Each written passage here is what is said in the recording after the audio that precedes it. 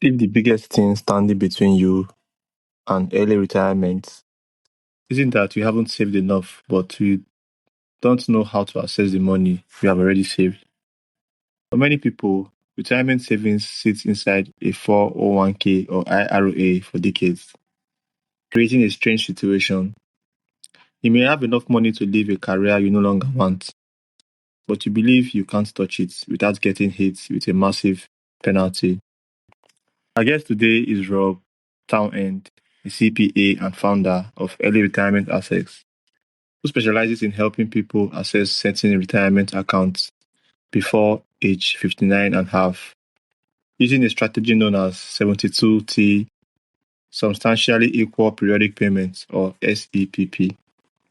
Rob discovered the strategy while planning his own transition out of corporate America, rather than paying an ongoing percentage of his assets to a wealth manager.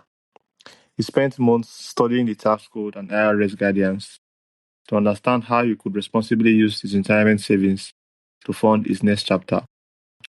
Today, Rob helps clients navigate that same process. We are going to break down what a 72T SEPP actually is and what it may be and who it may be appropriate for, where people get it wrong, and whether accessing your retirement money early really can give you more control over when you leave the workforce. Rob, welcome to the show. Thanks, Darlington. Glad to be on the show. Really, I've listened to a couple of your episodes, and it's really enjoyable. It's a bit like a box of chocolates. You don't know what you're going to get each time. Right. Thank you so much. So, Rob, you spent decades building retirement savings inside a 401k, but eventually wanted to leave corporate America before traditional retirement age. Tell us what made you realize your retirement savings didn't necessarily have to remain untouched until 59 and a half. Yeah, that's a great question. I think my situation probably wasn't unique. It's probably pretty common. People in their 40s and 50s who have just been habitual savers, and they've built up a pretty large nest egg and not really thought too much about it, or that you could potentially access that to really purchase a little bit of agency in your life to to maybe to get out of a job that is maybe you've kind of outgrown, or you're ready for your next move. And I think this is a really much misunderstood, or not known very well, tool to help you access those deferred retirement access accounts. So I was I was aware about it as a CPA, in working more on the more in the private sector, helping mid sized companies do IPOs and get ready for sales, and found that I had a pretty stress filled life. Probably didn't realize it at the time, and I'll lapse to a COVID story because I think that's pretty common experience. But that experience in kind of early 2020 sort of forced a slowdown for me, and really just gave me a little bit of distance and time to sort of consider what I wanted to do. And I didn't know what it was that I wanted to do, but I knew it was going to be something else. And I think that a 72T was something that just, it allowed me to, it gave me some space to sort of figure out that next chapter. And I think I think it's something that's not for everybody. It's something that people, you should be aware of it, particularly if you kind of led that more of, I'd say, sort of a U.S. corporate life and have been a big saver. And it's a great tool. It allows you to, well, I mean, we could talk maybe briefly. I could just sort of talk a little bit about that section of the tax code and sort of why it exists. Because 72T it's really a section of the tax code which it's kind of a speed bump is a good way to think about it. It's because of some changes in the 70s in the U.S. really ERISA. This rule came out in the 70s that sort of pushed Americans away from traditional pensions because they were really costly for companies to implement into this land of deferred retirement accounts, which is kind of an agreement or a deal with the government that they're not going to tax your money, and in return, you're going to put it away towards your own retirement. Usually in what's called a qualified plan, which is an employer-sponsored plan, and they'll sometimes match that. It depends on the employer, but as a vehicle to save, which was great. And then what happened is they grew a lot faster than what the government was expecting. And as a result of that, the Tax Reform Act of 1984 came out, and it basically created this Section 72T, which is, think of it as a speed bump. It's there to prevent people from using this money before retirement, with a whole bunch of exceptions. And at this point, there are like 20 exceptions, and there are more as sort of, or Congress sort of thinks exceptions and rules to do it. So a particular section 4 that a SEP deals with, it's a substantially equal periodic payment. And all that is it's the government says, we're not going to impose this speed bump, this 10% penalty on you if you follow this rule. And the idea is, well, I'm not just, raiding my retirement funds and using it irresponsibly. I'm setting up a structured series of payments, almost an annuity, if you will, where I take out not a large amount, but a fiscally responsible amount out each year. And, I use that effectively in early retirement. So that's what the rule allows. And it's, there are a lot of compliance aspects to the rule. It's not necessarily a do-it-yourself project for most people, but nor is it something that you have to pay a lot to a financial advisor to do. I mean, a lot of, if you Google 72Ts, very often you'll come across a financial advisor who will want to manage, act as a fiduciary, which is great if you want a fiduciary and someone to manage your assets.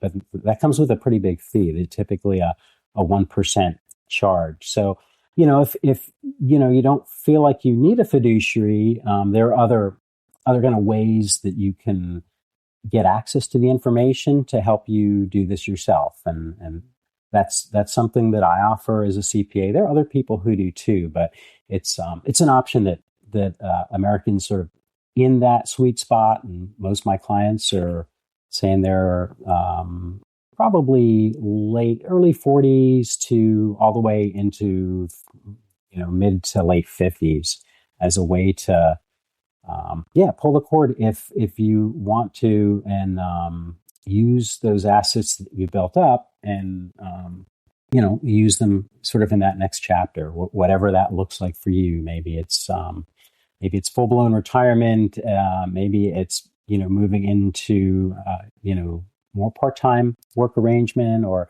for me it was I'd always had inclination to work for myself and really like the agency that offered and the flexibility. So this kind of gave me just a tool to do that, if you will. So hope that answered your question. Yeah, sure. Thank you very much. So for someone hearing about it for the first time, what exactly is 72 SEPP? And how does it allow someone to access certain retirement funds before the age of 59 and a half without the usual 10% early withdrawal penalty? Mm-hmm. Yeah, so, a 72T really is an agreement that you put together, with the IRS. And it's essentially, hey, IRS, I've read your restrictive rules on how to set up a 72T. I've, selected how I'm going to make my payments. I've, in some cases, rolled my 401k into an IRA over at one of the big brokerage firms, Schwab, Fidelity, Vanguard, something like that. And from that account, I'm going to make structured payments into typically an after-tax brokerage account. So that act of accessing funds from your deferred retirement accounts will always, 100% of the time, generally cause a taxable event, because that was the agreement, right? That the government was going to tax you putting the money in. So, in the case of early retirement, sometimes it's a good time actually to, when you're in lower tax rates, tax brackets, to access those funds. You're going to cause a little bit of taxable income when you do that. But the result is getting it into an after-tax brokerage account, typically, where it will then, you can reinvest it if you don't want to spend it. A lot of people will use it to just fund an early retirement or fund something else, but you don't have to.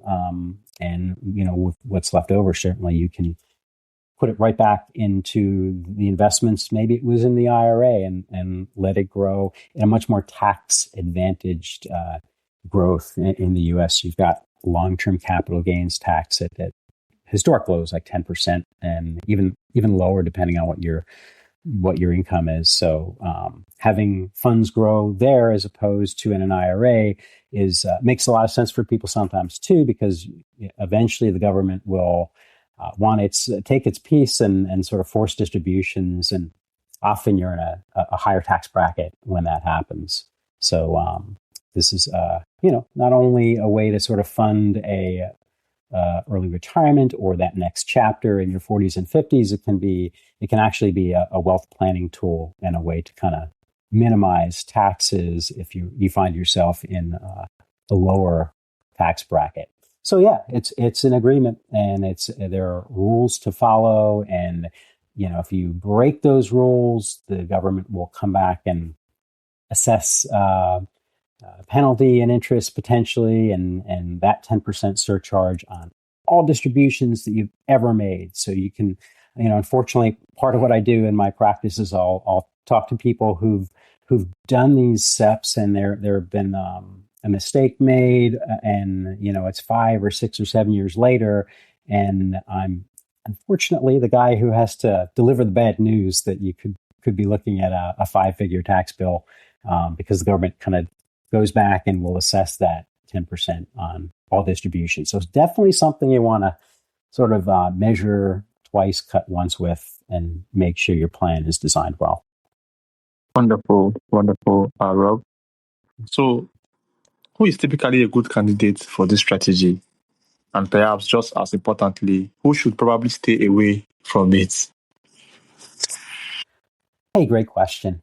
Yeah, it's a tool, and it's not the best tool for everyone. So, at this point, I've probably helped hundreds of people set plans, and the one consistent trait among my clients is that they're savers. They've been taught that at a very early age to put funds away and save, and typically they'll do that through a 401k or an IRA or something that's tax advantage. So they're savers, and I think you do get to a point where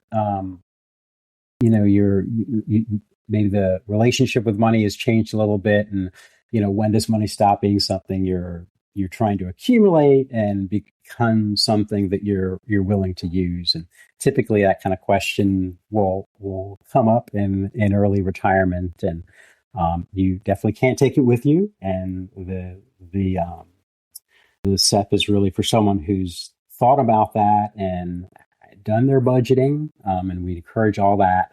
And they've made that decision where, okay, this is money that I want to. The accumulation phase often continues. Often, when you start a SEP, your balances will continue to grow because you're really only taking out about 6%. It's a very responsible way to access the funds in a 401k, as well as something that's tax advantaged. But it becomes, they view it as an asset that they're willing to use and turn it into an income stream. So they've made that sort of mental jump, that decision, and that that gets into this whole area about people's relationship with money. And I find it's fascinating and interesting. But it's for people who have, maybe if they've seen money as a source of security or, as a way to keep score, a sort of self-worth, all those are, views on money. And this is definitely for people who've kind of come to the conclusion or view money as a tool, as a way to, it can't buy happiness. That's the old adage, right? But it can purchase agency, or, that sense of agency where, you're using money as a way to get a little bit more power and freedom to make some independent choices in your life, which I think I guess any podcast that, we're really dealing with control or be controlled and kind of that rubric, you have to touch on money. And I know you have in other episodes. And I think this belongs as a part of that discussion of, hey, I want to take a little bit of control back, and, I want a little more agency, and it's a good tool to do that with. So, there's that mental jump that most my clients have sort of made, and how they're viewing these retirement assets as a tool. There's, you get a little more into the nuts and bolts, some of the financial aspects of it. You do your budget, and we definitely encourage that as part of the process. And, once you made that budget, look at what's in your 401k, your IRA, and there are multiple calculators online that can help you figure out what a distribution would be. My website, earlyretirementAccess.com, has a calculator. There are others out there. You probably should use a couple, just so you feel comfortable that you're getting that right number. And, you could, on the back of a napkin, say, well, I've got maybe, say you're lucky and you've managed to save $1 million in your career and you're in your 50s now, roughly take 6% of that. And that's close to what you can take as a distribution out from, when you decide to start the plan until you reach 59 and a half, or 5 years, whichever is longer. So there's that aspect of a person has to want to commit to a plan. It's not, hey, I need, a chunk of money to, a down payment, or, it's not a one-time expense. It's more of a, hey, I'm going to take a series of distributions. I'm going to commit to those distributions. Don't have to spend it. A lot of people will, as I said, reinvest it into an after-tax account. So yeah, there's that commitment to a plan. That's another, I think, aspect of someone who would be looking at taking a SEP distribution. And, looking at your assets, kind of, does 6% sort of fill that need? So if for me personally, when I made that decision to leave my job, and glad I did, life-changing, but, in full disclosure, the income side was drastically cut back. So that was something that held me back for a while. And I think the 72T got me a little more comfortable that, hey, I may not immediately be, making what I was making in corporate America, but I'll be fine with a 6% distribution on whatever subset of assets that you want to allocate to a plan. Maybe it's not your whole 401k. A lot of people will, we call that disaggregate into a smaller account to kind of cover what they need. And a 72T, is a great tool to do that. So you do your homework. I'd say that's a fair assessment. Do your budgeting, know what your needs are. And there are a lot of resources online to kind of help with that. Don't miss anything big. And then, you can figure out what a 72T would yield, and, does it meet that requirement? Maybe in my case, it didn't 100% meet it, but I knew there were going to be, potentially other projects. Maybe I, work as a consultant for a little bit or work for myself, but, did it meet some minimum requirements to sort of help you make that decision to have a change in your life? So yeah, there's that aspect of it. And it's hard for me to give generalizations because my clients range from people not even 40 or early 40s who've managed to save a lot to people more commonly, I would say, in the 50s who are saying, "Hey, I realize my time, in this life is limited, and this is going to be a tool to help me kind of make the decision to the next step." Okay. So people, yeah, penalty free early retirement withdrawals may immediately think, what's the catch? What are the obligations that come with establishing a SEPP? Yeah, good question. It does come with rules, and I think those rules sometimes scare people off of not deciding to commit, and it shouldn't. It should maybe push you to make sure you understand the rules and seek advice. So a big one is that you're committing to a series of payments. So it's the longer of 5 years or until you reach 59 and a half. So if you're 57 and you start your plan, it's going to be 5 years because it's longer. So it'll be a minimum of 5 years, but it can be longer. If you start it in your mid 40s, then you're committing to these payments for a decade or more. So that's one aspect of it. And yeah, just being very careful that you do your calculation correctly, that you do your distributions correctly. I think I mentioned I will often talk with people who have sort of run afoul of the rules, and kind of helping them sort that out. And that's a big one I find is that hey, I set this plan up in 2-3 years, and maybe I have a financial advisor who wasn't let into the plan, and they did something with the IRA. They maybe moved some funds out into an investment sleeve, and that triggered what the IRS calls as a modification, which will require you to pay that 10% penalty on the amount in question, and then all amounts ever taken out of the plan. So you need to be careful of making distributions that are outside your SEP distribution. The plan offers there are a couple ways to do the distributions. Probably want to bore the audience to get into the math, but a good way to think about it is you want to pick the method of calculation that yields the highest SEP distribution per dollar you have in the plan, and that's really only one of the methods does that. So you want to pick the right method to maximize your distribution, and yeah, you're. I think there's some misconceptions about being locked into a plan. You are locked into a series of distributions, but that doesn't mean you have to spend the money. That means that you effectively make a distribution from a tax deferred account to an after tax account, and you pay tax on that. So that's all you're committing to.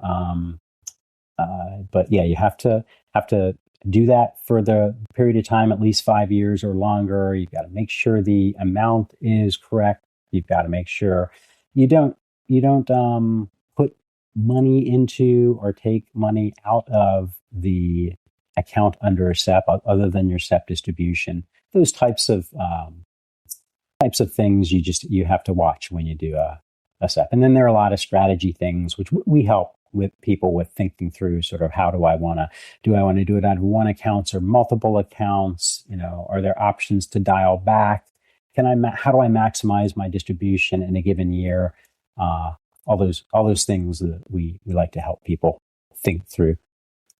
All right, Rob. So if someone listening right now is 50, has a substantial 401k or IRA, and wants to leave their job within the next year, what should they do before making any move with their retirement account? Good question. I think the first thing that, as I'll give you a boring CPA answer, that you want to make a budget. That's really a key thing.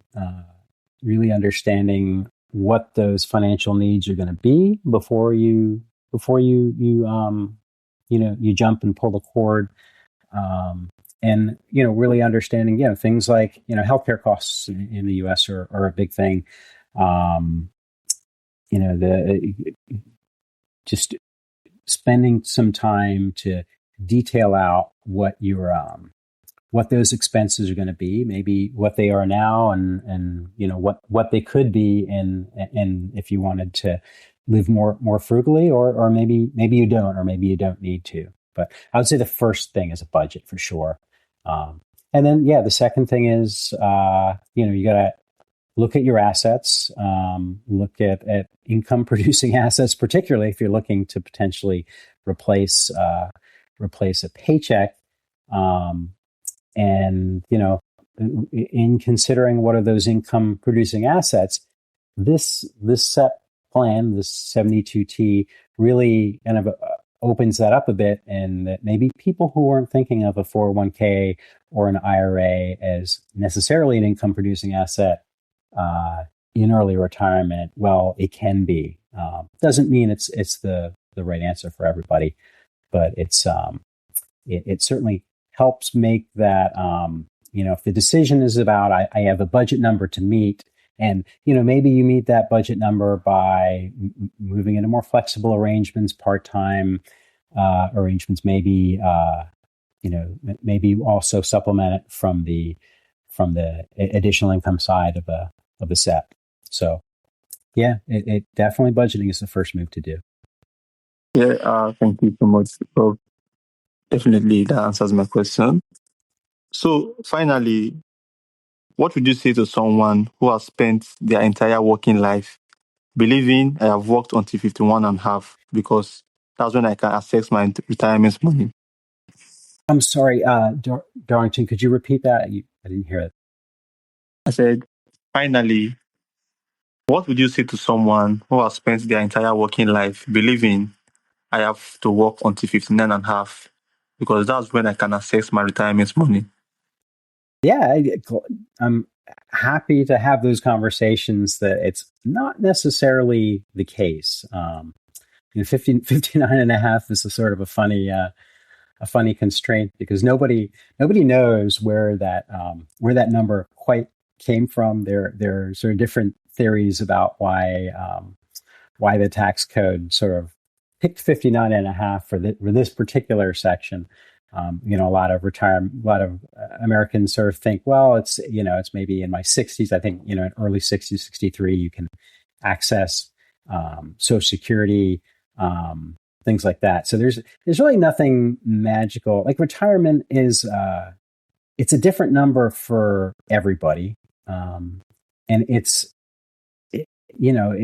you have saved your whole life, one of the benefits of that is you have a little bit more a little bit more of a decision as to when that early retirement number is. So it's great that this exists. It's a great tool for a lot of Americans, and it's just something for them to consider and know that it's out there when they get to that point where, hey, I think it's potentially time for a change, and what could early retirement look like for me, and when could that happen? So, all right.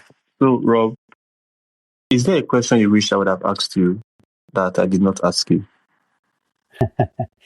No, these are really good questions. I think, a lot of the things that I will deal with when I talk to clients, and there's definitely the math side of it, right? There's the calculation method, there's setting that up, there's documenting it so that the IRS is going to be happy with the decision, and that if they ever come calling, you know exactly what to give them. So there's the mechanics of it.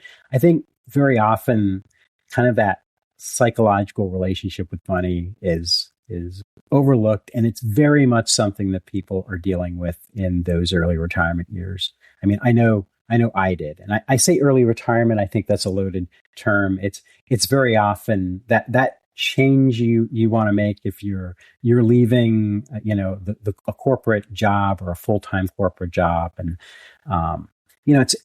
people's feelings towards money. Money is obviously something that we need to function in the modern society, and the store of wealth and all of that. But I think there's under that surface, there's the that relationship with money where you can probably put people into two or three camps of people who mostly think of it as security, like money means I'll be okay. Money is something to kind of protect me against all those things that could go wrong out there financially. And it is that's not invalid, but to view money like as a source of security, that can lock you into making maybe decisions that you would regret in 10, 20 years. So there's the money as a security. And then kind of on the other side where maybe more I was, right or wrong, was this, money is sort of a kind of this scorekeeping thing. It's like, am I doing okay? Am I sort of winning in that economic race? And, it's a sort of self-worth or status side of it. And, that it does serve a purpose for a lot of people, for sure. But again, in that same sense that thinking about money can lock you into, I was very much locked into, particularly in my younger years, of just this fascination that I remember when I moved from one job to another, I doubled my income, and I was just so surprised by that. And it became this sort of almost a game of, not so much about what I want to do that was very fulfilling, but sort of that how much to accumulate phase, which, I wouldn't say any of these are right or wrong. They're just different relationships with money. And I think part of at least what my evolution was, and I think for a lot of people kind of reaching maybe their late 40s or 50s, is to see money as really as more of a tool. And it's a tool that it gives you agency, and it gives you or maybe it gives you the illusion or feeling of agency. How much agency do we really have in life? But it gives you that ability to, it gives you some more power and more freedom to make those independent choices that you want to. And I think that's a good way to think about money is as a tool to kind of get those things that you value in life. So. Thank you so much, Rob. This has been exciting so far. When I asked you this question, you had to laugh before you started answering the question. Okay. Thank you so much for joining us on the show. Today's conversation is a reminder that sometimes control isn't about earning more money. It's about understanding the rules surrounding the money you have already built. Retirement planning isn't simply about asking how much have I saved. It's also about understanding when, how, and under what conditions you can actually use those savings to create the life that you want. But strategies like 72 SEPPs come with rules. They come with commitments, and they come with risks as well, honestly. We need to mention that. So this isn't something to approach casually or based on a quick internet search. Yes, get qualified professional guidance and understand your rules before making a decision. So Rob, for those who would like to connect with you, who want to get professional guidance before making a decision, how can they do that? Sure. I help people with this. I have a company called Early Retirement Access, and a website, and there's information on that website. I'd encourage people to read a little bit more. There are other resources out there on the internet as well. So read up, understand it, and feel free to chat. I offer consultations, and we like putting these plans together for people. We're more that, I think, do-it-yourself audience. I do work with financial advisors and people who, a lot of times they'll just want to bring a CPA in to do the calculation and to sort of certify everything. So I work with financial advisors as well, but I think I get the most kick really of helping people, to take that element of control and put a plan together. So glad to chat with anyone on that. Okay, thank you so much, Rob. This has been a wonderful experience so far. To my audience, thank you guys for joining us today on this wonderful episode. And as always, if this episode is speaking to you, we all love to talk about money. We all love to talk about money. We love to make sure we have something saved up for our retirement. Make sure to share it to someone out there who needs to hear this. I love you guys so much, and I will see you guys on the next episode on the show. Thank you so much, Rob. It was a pleasure having you on the show. Thank you, Dorothy. I appreciate you having me on. All right, and have a wonderful day ahead.